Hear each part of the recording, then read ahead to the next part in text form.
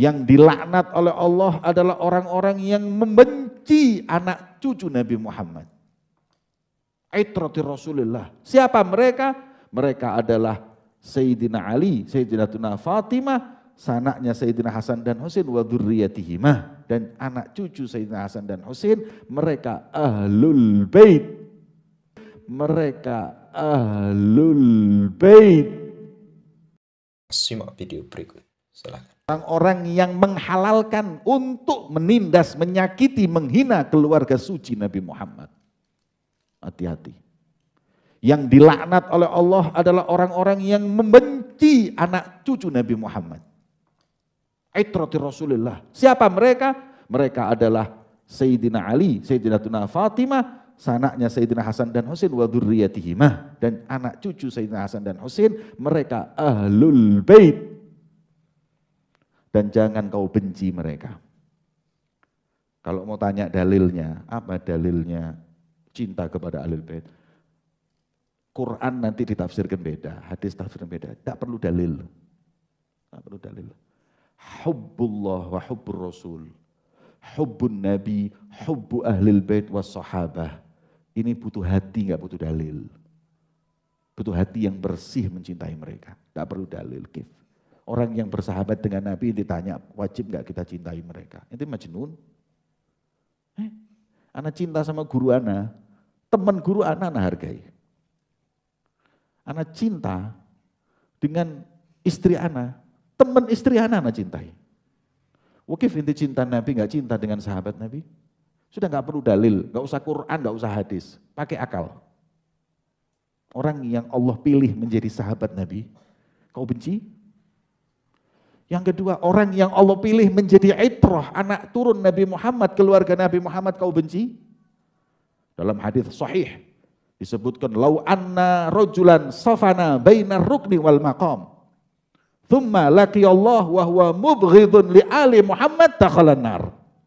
Kalau orang hidupnya ibadah di Ka'bah, antara rukun Yamani dengan maqam, itu Ka'bah itu. Tempat yang paling mulia di muka bumi ini.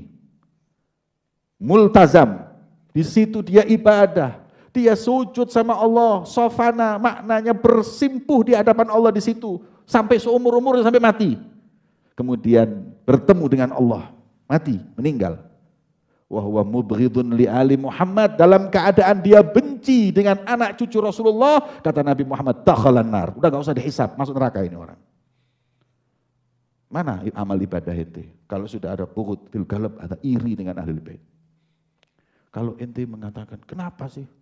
Apa kemuliaan mereka apa? Ana tanya sama ente, wes ente kemuliaan ente apa? Kok ente dipilih sama Allah menjadi khairu ummah? Apa boleh umatnya Nabi Musa iri kepada Anda? Apa boleh umatnya Nabi Isa iri kepada Anda? Para anbiya, mereka punya umat, tapi yang paling dicintai oleh Allah sudah yakhtassu bi rahmatihi man yasha. Allah mengkhususkan dengan rahmat siapa yang dia inginkan. Kita ini sudah dipilih sama Allah sebagai paling baiknya umat. Umat Nabi Musa dan Isa nggak usah kritik. Nggak ridho, ini sudah pilihan. Kita paling afdolnya umat, sudah. Kenapa ya Rob? Kok aku kalah umatku dengan umat Nabi Muhammad? Jawaban Allah, yakhtassu bi rahmatihi man yasha. Terserah Allah. Allah yang ingin, Allah yang berkehendak. Sudah, berarti ente mendapat kemuliaan. Kemudian di antara umat Nabi Muhammad ada khususiyah lagi. Siapa? Ahlu baiti Muhammad. Anak cucu Rasulullah. Jangan ente gak ridho. Yakhtassu bi rahmatihi man yasha. Allah pilih dia. Allah angkat kedudukannya. Yang wajib untuk kita cintai demi Nabi Muhammad SAW. Maka itu barang siapa yang membenci keluarga Nabi Muhammad, maka ambil kepastian bahwa dia dilaknat oleh Allah. Dilaknat oleh Nabi Muhammad, didoakan diusir dari rahmat Allah.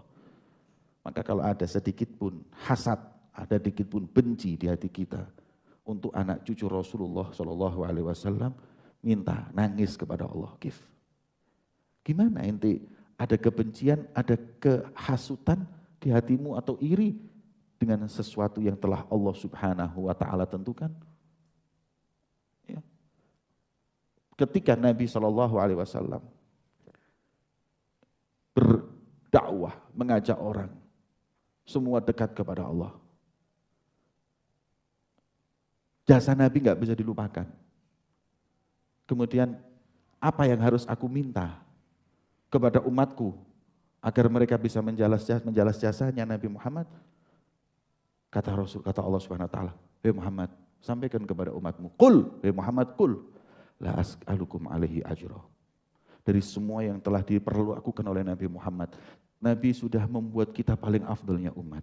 Nabi sudah membuat kita kenal Allah. Nabi sudah menjauhkan kita dari api neraka. Maka balasannya Allah mengajarkan kepada Nabi Muhammad, sampaikan kepada umatmu, aku enggak minta imbalan apa-apa illa mawaddata fil qurba, kecuali kalian cintai anak cucu Nabi Muhammad. Fahubbuka li ahlil bait, hubbuka li jaddihim. Cintamu kepada anak cucunya Nabi adalah cintamu kepada Nabi Muhammad. Ya. Makanya hati-hati, ada golongan namanya nasibi. Apa nasibi? Nasibi itu pembenci mereka anak cucu Rasulullah. Ada lagi Rafidhi yang membenci sahabat Nabi. Ya. Maka Imam Syafi'i ketika mencintai Ahlul Bait dituduh. Ketika kita cinta anak cucu Rasulullah dituduh. Dituduh dikatakan bahwa ente Syiah, ente Rafidhah karena ente mencintai Ahlul Bait. Kata beliau, kau tuduh aku cinta kepada anak cucu Rasulullah dengan tuduhan Syiah dan Rafidhah? Kalau memang cinta anak cucu Nabi Muhammad adalah Rafidhah, sampaikan kepada mereka bahwa aku rajanya Rafidhah. Aku imamnya Rafidhah. Aku Rafidhahnya orang paling Rafidhah. Kif? Cinta sama anak cucu Nabi dituduh macam-macam. Maka itu kita diingatkan di sini. Ya. Dalam hadis yang kalian hafal, ahibbullah lima yaghdukum bihi min ni'amih wa ahibbuni li hubbillah wa ahibbu ahla baiti li hubbi. Kalau kalian ingin menggapai cinta Nabi Muhammad, cintai anak cucu beliau Rasulullah. Barang siapa yang membencinya dilaknat oleh Allah. Barang siapa yang menghalalkan untuk mencaci mereka, menghina mereka, dilaknat oleh Allah. Al-mustahil li'itrati dalam syarahnya disebutkan al-mustahil li'idai itrati Muhammad. Orang yang menghalalkan hukum atau perbuatan mencaci anak cucu Nabi Muhammad dilaknat oleh Allah. Oke saudara sekalian, itu ya tadi pengajian seorang Habib ini. Kalau tidak salah ini namanya Habib Jamal ya.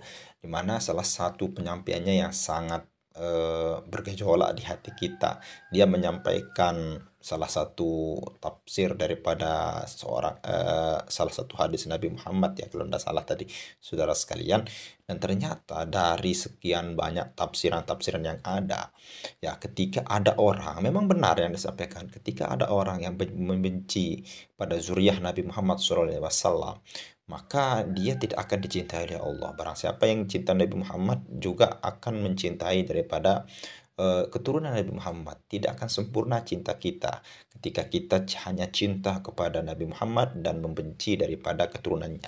Nah, jadi yang menjadi pertanyaan saudara sekalian, siapa sebenarnya keturunan Nabi Muhammad ini? Apakah orang yang mengaku-ngaku seperti Habaib ini? Ya tentunya tidak. Menurut daripada banyak kajian seperti kajian Kiai Jumaluddin, lalu kemudian dari segala tes DNA, secara tes DNA-nya mereka bukan J1, bukan orang Arab saudara sekalian. Yaitu haplogrup mereka rata-rata G saudara sekalian, Yahudi Ashkenazi. Orang Yahudi, bukan orang Arab saudara sekalian. Nah, ketika Habib ini menyampaikan, inti daripada ceramahnya itu adalah memuliakan anak cucu Nabi, memuliakan para zuriyah Nabi. Nah, terhadap tafsiran anak cucu Nabi itu adalah mereka adalah para habaib ini saudara sekalian. Intinya mereka ingin dimuliakan saudara sekalian. Seperti itu penyampaiannya. Dan salah satu tafsir yang sangat mencolok dari itu, padahal sudah jelas hadisnya.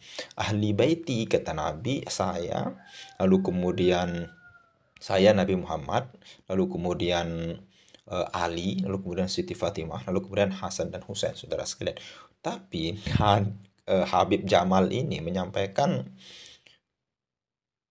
Nabi Muhammad, lalu kemudian Ali, lalu kemudian Siti Fatimah, Hasan Hussein, dan zuriyahnya daripada Hasan Hussein. Bukan zuriyah Hasan dan Hussein, itu beda lagi saudara sekalian. Beda lagi. Kenapa? Karena ahli bait itu sudah terputus, sudah tidak ada ahli bait sekarang. Sudah meninggal saudara sekalian. Ahli bait itu yang dipeluk dan diselimuti oleh Nabi Muhammad, bukan para habaib ini saudara sekalian. Itu definisi ahli bait. Beda dia dengan itrah Nabi Muhammad, lalu kemudian zuriyah. Beda lagi halnya itu saudara sekalian.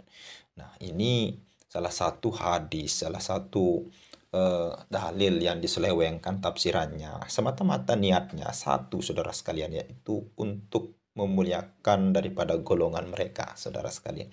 Ini salah satu buktinya bagaimana mereka pengajiannya ketika ceramah di mungkin apa yang dibahas saudara sekalian, tapi intinya ketika kita mendengar daripada pengajian yang tadi, ketika mendengar daripada ceramah Habib yang tadi, intinya satu, memuliakan Habib saudara sekalian. Ya, mungkin hanya ini saja yang bisa kita sampaikan, mudah-mudahan bermanfaat. Sekian, assalamualaikum warahmatullahi wabarakatuh.